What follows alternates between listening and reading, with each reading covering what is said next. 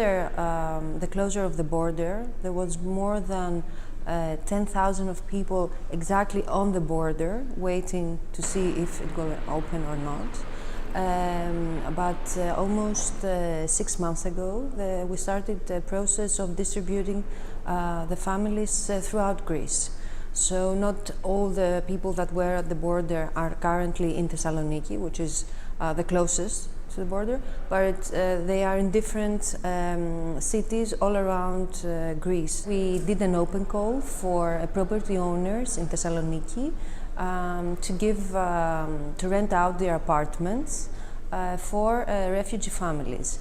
The rent is being paid by the city. For us it was important that these apartments will be scattered throughout the city and not concentrated in areas that are already deprived or poor, but it's going to be equally distributed around the city in order again to create more, integrate those newcomers, those families within the neighborhoods.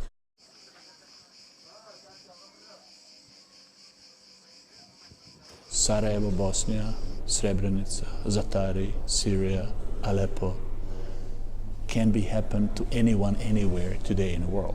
Do those people who are settling in Europe, are they taking over the jobs of people who are old Europeans? If someone comes as a brain surgery from Syria, of course, he will be welcome in every decent country to be a brain surgery. But if someone is coming as an engineer or economist or computer scientist, they can work very hard and very productive, not only in their jobs, but even lower paid jobs. This is making competition. This is making their kids are trying to be better in school. A lot of those kids are better in schools than they would be in their own countries because they want to prove themselves. أنا بسوريا بصراحة اشتغلت بالتجارة لأنه كان هذا المجال مجال عائلتي بالكامل، ونحن كان عائلتي عندهم محل اللي قدرت إني أشتغل فيه، وكان عندي الأمل إنه أنا أسس حياتي هنيك، بس للأسف يعني الحرب اللي صارت هي اللي خذلتنا كلنا خلت الواحد يغير كثير من خطط أحلامه وأهدافه. The Ministry of Education of Greece has already started a program where the refugee children attend public schools within their neighborhoods. At the same time, we as a municipality, with the help again of the NGOs and the civil society, we're trying to create programs of skill development. So even if these people in 5, 6, 7 months have to relocate to another city, it's not a gap year for them. One of the first things that parents want when we speak about such cases is for the kids to go to school. And that is why, unfortunately, we are talking about a lost generation in the making. Not sufficient funds are allocated to education in humanitarian crisis, so we are pleading for that. We have launched Education Cannot Wait fund and platform. We think this is key if we want also to avoid extremism. هذا اللاجئ بيحتاج لوقت لحتى يتعرف على ثقافة جديدة، لحتى يتعرف على مجتمع جديد، لحتى يتعرف على أفكار جديدة، لأنه هو ما عبارة عن كمبيوتر تنمسح كل أفكاره القديمة اللي كانت موجودة عنده بوطنه العربي.